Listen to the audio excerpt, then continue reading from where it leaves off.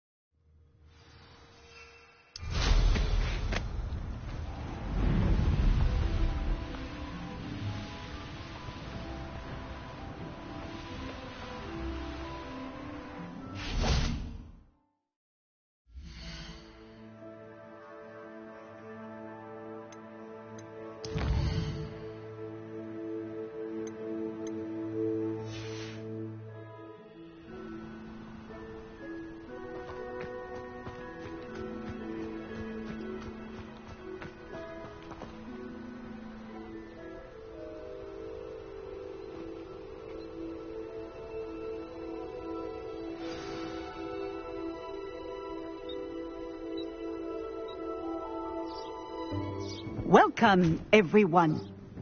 I see you've already met some of the many beasts we study in this class. Though be advised, none of these creatures should be taken lightly. They are all in their own way dangerous, especially if one does not know how to handle them properly. Now, it seems many of you are out of practice. Let's take some time to review the basics of how to care for a beast, shall we? Miss Sweeting, would you please assist our new student with the lesson today? Yes, Professor Howen. Hello, I'm Poppy Sweeting. Don't worry about Professor Howen's speech. She over-exaggerates sometimes. All the beasts in class are perfectly safe. Oh! Miss Sweeting, pay attention, please. The tongue of a puffskein can be a slippery devil. Yes, Professor. Here, you can practice on Gerald. Just keep an eye out for his tongue. You can use my brush. Just be gentle. Oh, and think pleasant thoughts. I like to think it enriches his experience.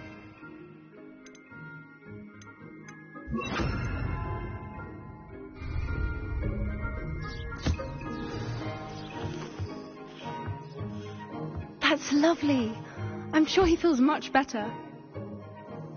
I think he might be hungry. Would you mind giving him some beast feed?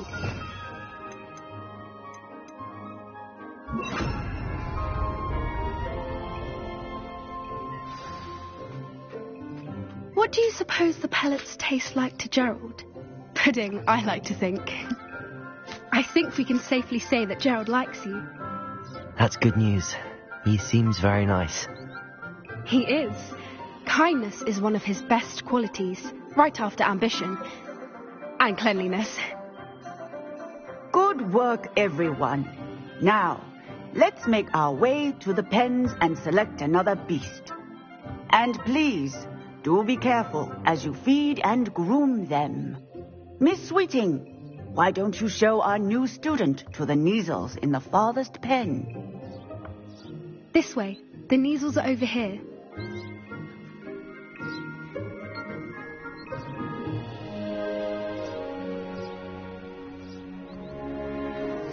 Oh, couple of Neasel whiskers ought to get me a few canuts at least. Enough to buy something from Honeydukes.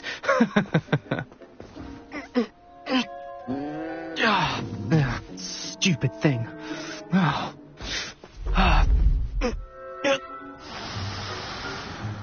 What in Merlin's name are you doing? Tuss, peculiar Poppy. Worried about a worthless little rodent? Her name is Persephone! Her name is Persephone! That's really not funny.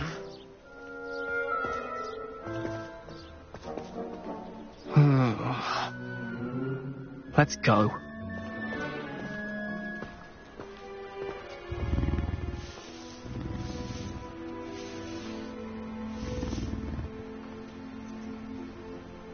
Those two don't belong anywhere near this class. Poachers in training. Persephone was onto them instantly. Thank you for your help. Let's carry on. Feed and brush the Neasels just as you did with Gerald.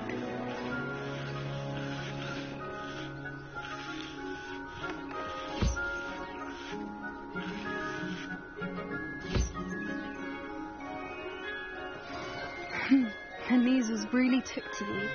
They know a good egg when they see one. As do I. It appears our time has come to an end. Please close the pens and see yourselves out. Now, where is our new student? Ah, there you are. I would like a moment, please. Where are the lions? I would like to see a huge Gryffindor lion in this class for once. A happy beast is a giving beast. That's what Professor Howin always says, at least. If we treat them well, they'll treat us well. Poppy helping you out? She's brilliant with beasts. Pity she's not as good with people.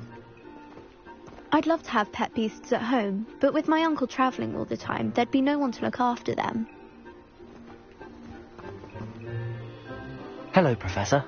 You wanted to speak with me? I did. How did you find your first beasts lesson? It was wonderful. I believe I'm really going to enjoy this class. Good. You seem to understand that when beasts are properly controlled, they can play a vital role in our lives. Some provide us with magically imbued materials, if cared for correctly, which does not include torturing them for whiskers. Well done, by the way. Probably best to let me handle it next time. Yes, Professor. They're nearly as bad as the Savagers in Rookwood's poacher pack. Sadly, we're the ones who suffer, stumbling over dead beasts. Terrible waste of resources. Surely the poachers can be brought to justice by someone.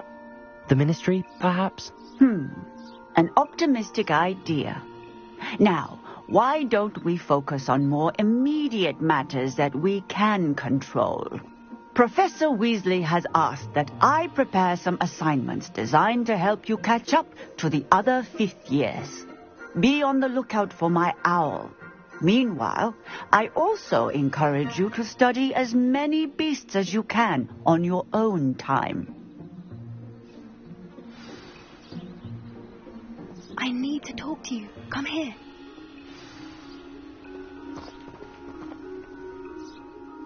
Do you need something, Poppy? Thank you again for saying something to those brutes so that I didn't have to. You were an augury at noon in the desert. I certainly hope that's a good thing. It's something my gran and I say. It means that something or someone is a welcome surprise. At least, that's what we decided it meant. I couldn't stand there and watch them harm the poor thing. We're of a similar mind. Actually, in light of that, there's someone I'd like you to meet. In the forest. I'm not sure. What's this all about? You'll see. I promise you have nothing to fear.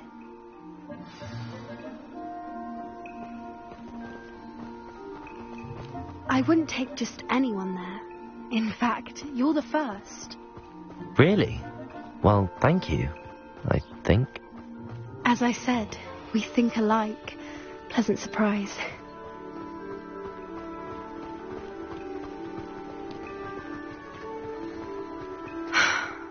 quite the weather we're having, don't you think?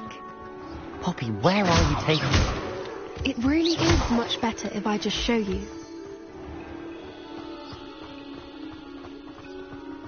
Don't worry, we're nearly there.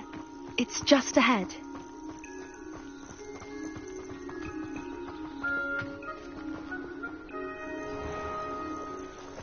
Stand back.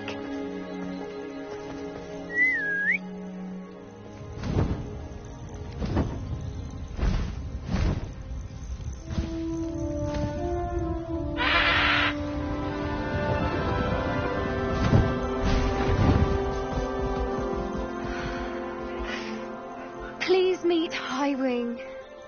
Isn't she just magnificent? Go on, introduce yourself to her. But be careful. You must always show hippogriffs the proper courtesy before you approach them.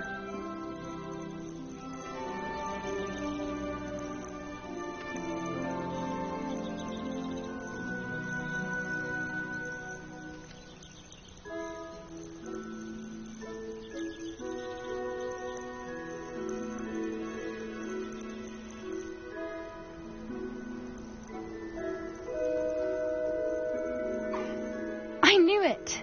I don't think I've ever seen a hippogriff take to someone this quickly. You can feed and brush her if you'd like. I come and check on her every once in a while. Bring her pasties, tell her what's going on in the castle. You wouldn't know from looking at her, but she's a dreadful busybody.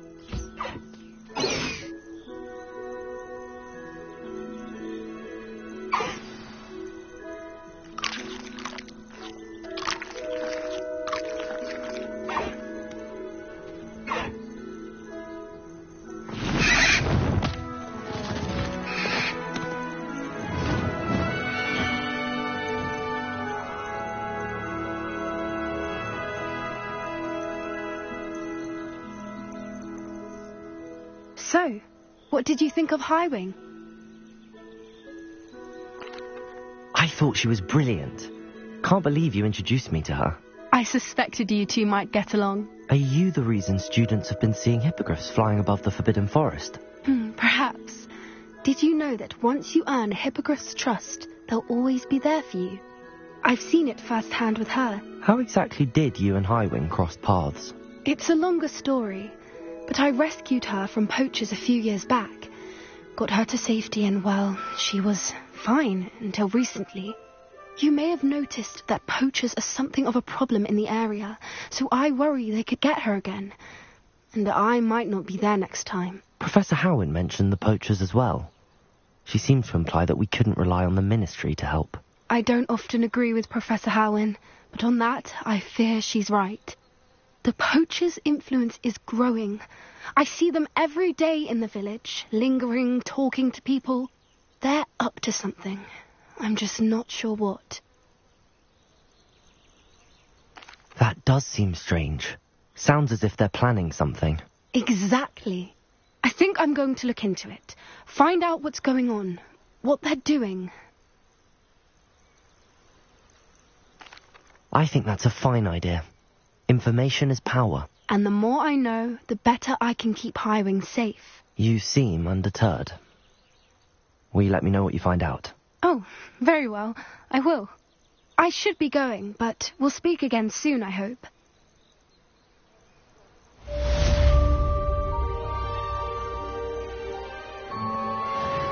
Revelio.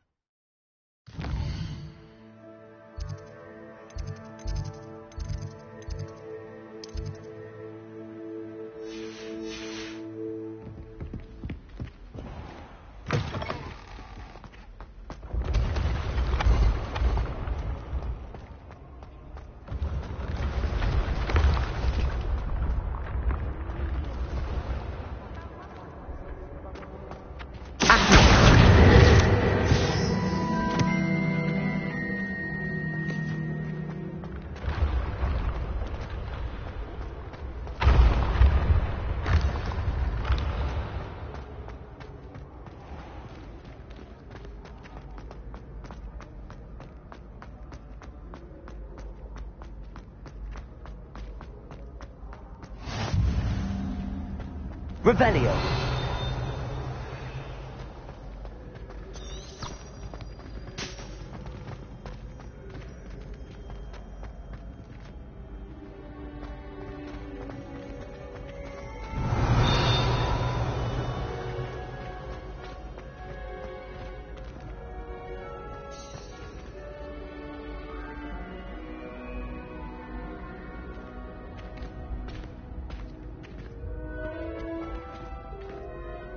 Hello again, Mr. Moon. Oh, I was hoping to see you again, my young friend.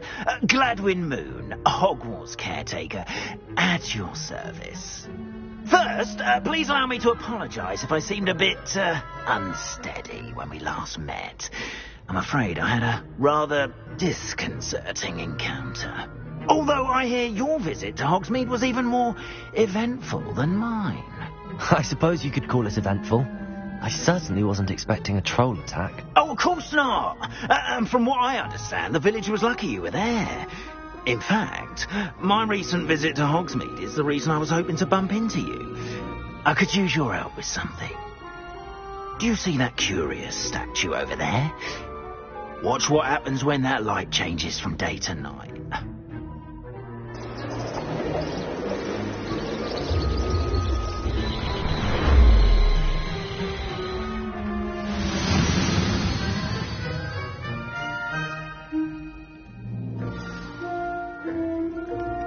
Now, if you wouldn't mind humouring me for a moment, see if you can remove the moon from the statue. Odd little contraptions, aren't they? It seems the statue vanishes once the moon is removed. Which, incidentally, can only be done at night. Why don't you hold on to that one for now, and I'll explain more as we walk. Ever since that fateful day in the village, those curious statues have begun appearing about the castle. A fair number have been strewn around Hogsmeade. Someone, it seems, is trying to torment me. You see, that day in Hogsmeade, I turned a corner and came face to face with a boggart, or shapeshifter, if you will, which takes the form of whatever scares you most. This one took the form of a demiguise. A demiguise? Yes. Terrifying creature that can see the future. Wholly unnerving. I encountered one when I was a lad in Korea. Terrible experience. Those statues are demiguises. The moons, I assume, are an uninspired play on my name. Some jackanapes used a boggart to learn my greatest fear and use it against me. I have my suspicion as to the scoundrel or scoundrels responsible. It is my hope that they will slip up and reveal themselves as the statues disappear. That is why I need your help in removing the statues. Why me? A couple of reasons, frankly. First, your daring do against those trolls in Hogsmeade has gained you a reputation for fearlessness. Second, as macabre and hideous as a demiguise is, most would find my fear of them unwarranted. You, however, have seen how they affect me. I'm at my wit's end, young friend. I simply can't bring myself to go near them. In fact, I know of two statues right here in the faculty tower. Perhaps you could start simply by removing them, so I can go about my evening duties.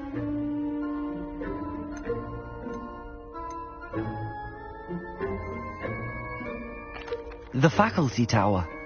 I'm not sure I should be going in there. Oh, you needn't worry. You'll be perfectly fine if you simply mind you're not seen. First, you know how to cast a disillusionment charm, correct? You'll want to do that before wandering the tower at night. Next, you'll notice that the door is locked. However will you get in? Alahomora, that's how. But what about curfew? Curfew? Oh, tosh. I sense you're a bit like me when I was your age. Oh, the school was my oyster. And I took advantage of it. Oh, everyone loved me for it. Oh, those were the days. Now, you'll find one statue in the prefect's bathroom and the other in the hospital wing. Good luck. Oh, and thank you.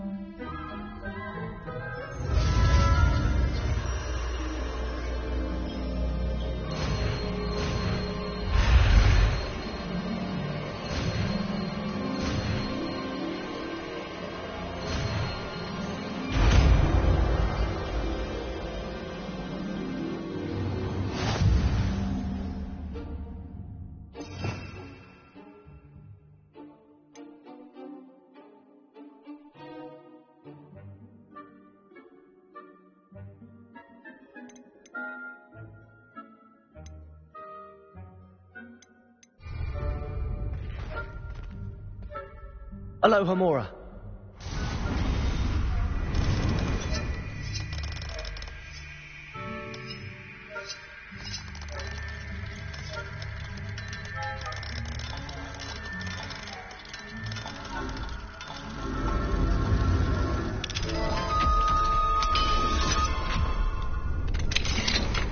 Well done! You're in.